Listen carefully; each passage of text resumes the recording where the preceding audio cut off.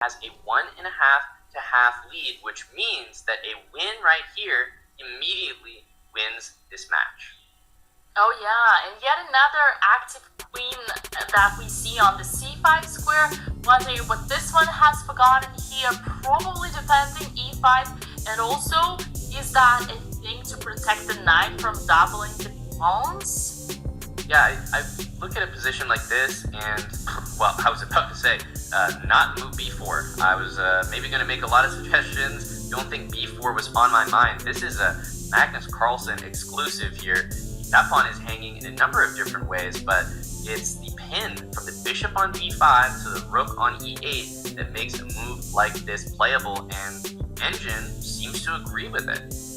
And the interesting thing is that after queen takes b4, there's probably just simple bishop takes c6, pawn takes, and then the e5 pawn is falling, and the c6 pawn is kind of in danger, although things are edgy here because black also is targeting the e4 pawn up, and this is what just happened on the board. Queen takes b4, bishop takes c6, pawn takes c6, and knight takes d5. Yeah, and just looking at how the pawn structure is, this definitely looks like something that the Engine could say is about equal, but Magnus Carlsen is one of the best in the world at taking these positions and turning them into something. So I don't think this is a problem for Arjun, but just the player that he's up against is he's so good at playing these positions. I wonder how Magnus though is gonna try to, well, probably Magnus doesn't need to win in this game technically because even a draw is good enough as Magnus is the one who takes the lead, so he probably doesn't care that much. The position that we see right now is more or less equal, and white has probably a slight edge with this fast pawn, potential fast pawn, but let's not forget that, oh my god, I was just gonna say the bishop against knight, but look at this knight d5. Wow, that deserves the double exclamation mark. And you look at the eval, the Engine bar didn't even move. So this is a move that is completely brilliant. It's leaving a knight hanging for absolutely nothing, it seems. And the Engine is like, yeah, congratulations, it's still equal. So you're hardly rewarded for it, but let's have a look. Bishop takes the knight on c6. The knight is going to grab the pawn on c7. Obviously, you're going to take one of these rooks, and normally you would never offer two minor pieces, in this case, two knights, just for a rook and a pawn. That's not something you do, but Magnus, I believe, correctly evaluates that a pawn on the outside is absolutely worth it. So, wow, this is something that he's trying to make work. Probably going to play a5 at the end, and I mean, normally the pieces are good here, Dina, but I do agree that pawn on the outside like that is really tough for the pieces to handle. Yeah, and usually they say if you are on the rook side against the two minor pieces, you do want to go into the endgame and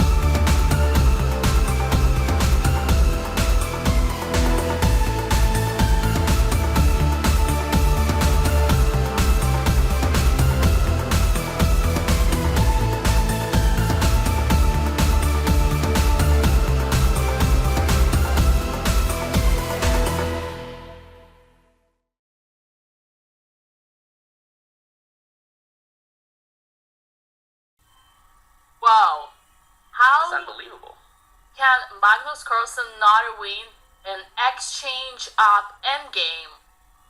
And then I'm thinking to myself, I was just studying these endgames, and yes, in fact, there are many ways where this can actually be a draw, but it's incredible. It demands so much technique. And speaking of technique, right now, as we speak, this is a fortress. White cannot push a pawn without losing it. He's just going to give it up, and Magnus is now trying his best. He can maybe win this on the clock. Also, still possible to win on the board. He cannot believe, because I guarantee you that this was winning just a few moves prior, but even Magnus Carlsen can slip up. He looked like he was doing it perfectly, but gotta hand credit over to Arjun, absolutely never giving up, and he's managing to take this into a drawn position. Let's see if he can hold it and complete an epic defense. Yeah, and I have to highlight that the right plan of defense in these positions, when playing with a king against and a bishop against the rook, you gotta put the king in the right corner. And in this case, it's actually the opposite color of the bishop, so that the bishop can always defend your king against a checkmate. And right now, the only thing that Magnus can try to do is actually to push this game into less than 50 moves before Black runs out of time.